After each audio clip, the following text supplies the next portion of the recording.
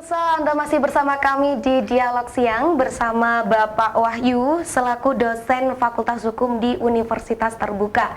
Ya, kali ini kita sedang membahas tentang Universitas Terbuka, keunggulan-keunggulan apa saja yang dimiliki oleh Universitas Terbuka yang tidak ada di perguruan tinggi lain mungkin. Oke, Pak Wahyu, di Universitas Terbuka sendiri ini tadi sempat dibahas kalau misalnya siapapun yang daftar di Universitas Terbuka bisa memilih beberapa prodi ya Pak ya, seperti itu. Nah mungkin ada apa aja sih Pak fakultas-fakultas yang ada di Universitas Terbuka ini? Jadi bicara langsung kalau fakultasnya itu ada 4. Ya, jadi di sini kita atau kami ada fakultas Science and Technology, yang sekarang itu Sains dan Teknologi. Dulu tuh FMIPA gitu, sekarang baru berapa belakangan ini berubah Sains dan Teknologi. Kemudian ada Fakultas Keguruan dan Ilmu Pendidikan. Kemudian ada fakultas di mana saya bernaung, yaitu Fakultas Hukum, Ilmu Sosial dan Ilmu Politik, begitu. Dan satunya lagi ada Fakultas Ekonomi, begitu. Dari 4 fakultas itu ada banyak sekali prodi atau program studi yang ditawarkan, begitu. Jadi setiap fakultas itu mempunyai keunggulan masing-masing untuk menawarkan berbagai macam program studi. Seperti diantaranya di situ ada program studi kalau di Fakultas Hukum dan Ilmu Politik dan Ilmu Sosial itu ada di situ ilmu administrasi negara, di situ ada kearsipan, di situ juga ada ilmu pemerintahan dan seterusnya. Ekonomi juga begitu ya. Iya. Yang penting juga diketahui selain 4 fakultas itu seperti di ekonomi ada manajemen, di saintek ada pertanian segala macam itu ya.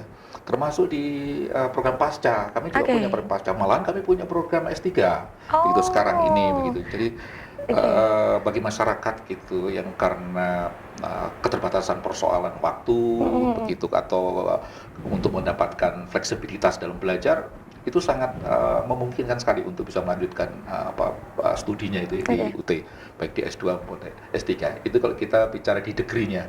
Jadi kita punya ada S3, saya turun aja dari atas ya, kemudian kita punya S2, gitu ada program dari program pasca sarjananya ya. Itu dari keguruan juga ada, dari manajemen juga ada, gitu ya. Kemudian ada pula program diploma. Jadi diploma itu ada di situ, ada diploma 4, di situ kemudian ada diploma 3 maupun diploma 2 begitu seperti keperpustakaan gitu, diploma 2 juga ada di sana. Silakan bisa dipilih ke akses gitu. Jadi untuk fakultasnya sendiri di UT ini ada 4 fakultas ya Pak ya. Dan lebih lengkapnya lagi ada bisa sampai S3 di UT. Nah, bagaimana sih Pak cara mendaftar di Universitas Terbuka ini? Cara mendaftar di Universitas Terbuka itu ada 2 cara yang besar sebetulnya, dengan cara online maupun dengan cara yang manual begitu. Tapi pada prinsipnya baik secara online maupun manual selalu berhubungan dengan dokumen pula yang juga harus diserahkan di sana. Hanya saja kalau dilakukan secara online diaung buka lamannya Universitas Terbuka, di situ ada petunjuknya. Kalau yang online ya sistem online, sistem ada SO, kemudian slash sekian untuk pendaftaran secara online, itu bisa dibuka di sana. Kemudian dia isi sesuai dengan perintah yang ada di sana. Ya, Pak, ya. Nanti dia bisa dapatkan berkas bukti gitu dari apa yang sudah dilakukan. Nanti berkasnya bisa dikirim juga begitu ke UT Pusat gitu. Itu dilakukan dengan online. Kemudian yang dilakukan dengan manual bisa datang ke yang disebut dengan kantor UPBJJ. Kantor UPBJJ itu singkatan dari Unit Program Belajar Jarak Jauh. Yang saya bilang tadi ada sekitar 40 ya, ada di 40 wilayah, kantor UPBJJ. Nah, yang kalau di Malang, Malang Raya ini meliputi mulai dari Pacitan, Tulungagung, Blitar segala macam gitu. Itu ada di Jalan Maijen Sungkono. Maijen Sungkono. Selatan, di Gadang itu. Kalau mau datang secara manual, mau mendaftar itu di situ. Pendaftaran offline-nya ya Pak ya? Langsung datang ke kantornya tadi, 40 wilayah. Untuk tadi di sini kan dijelaskan di Universitas Terbuka ini Pak, tidak ada batasan umur. Apakah pendaftaran untuk masuk di Universitas Terbuka ini untuk semua umur ini sama caranya? Atau mungkin ada yang membedakan? Jadi karena satu keunggulan dari UT yaitu adanya fleksibilitas gitu di dalam belajar. Maka UT memberikan sangat ada kemudahan bagi masyarakat umum untuk bisa mendapatkan layanan atau akses pendidikan tadi. Sehingga pembeda antara kategori usia sama sekali tidak ada. Gitu. Tidak ada. Karena memang tidak ada relevansinya. Yang penting bahwa mereka punya ijazah, gitu, kemudian harus dilegalisir, begitu, kemudian mereka daftar.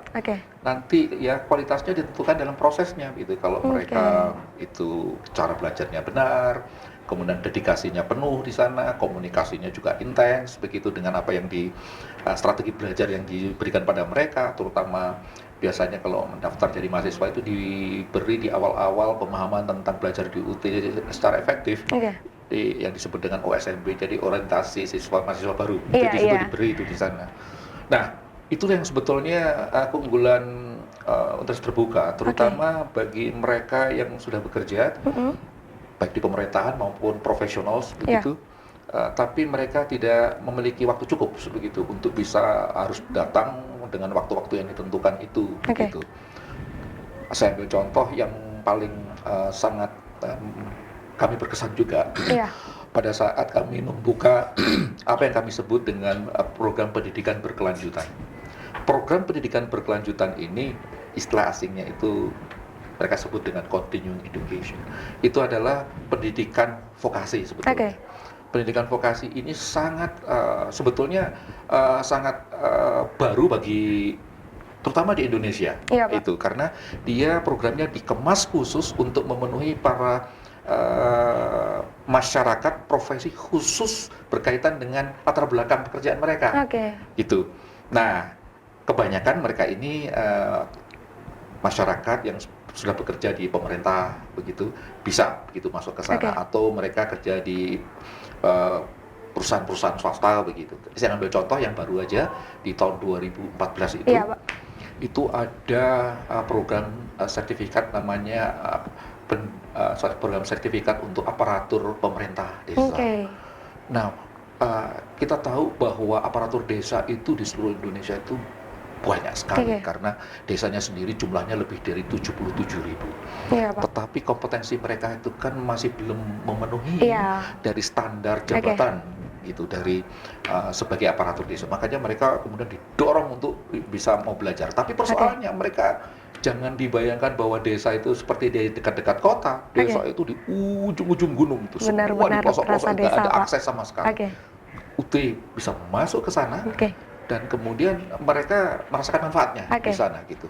Ada kurang lebih 270.000 aparatur desa yang potensial untuk bisa memanfaatkan ini, gitu. Itu sebagai contoh bahwa kita itu menjangkau yang tak terjangkau di sana, begitu. Menjangkau yang tak terjangkau. Bottom lines atau apa namanya prinsipnya itu, gitu. UT itu bukan merupakan pesaing dari institusi pendidikan yang lain, karena UT itu menyentuh apa yang tidak bisa dilayani oleh institusi yang konvensional itu sangat, begitu. Ya, itu tadi pemirsa mungkin penjelasan sedikit tentang bagaimana cara masuk di universitas terbuka, dan memang prinsip dari universitas terbuka ini adalah menjangkau yang tidak terjangkau, sehingga melengkapi perguruan tinggi lainnya yang belum bisa menyebarluaskan edukasi ke tempat-tempat yang tidak terjangkau, ya pemirsa. Selanjutnya kami akan masih membahas tentang universitas terbuka. Tetaplah bersama kami.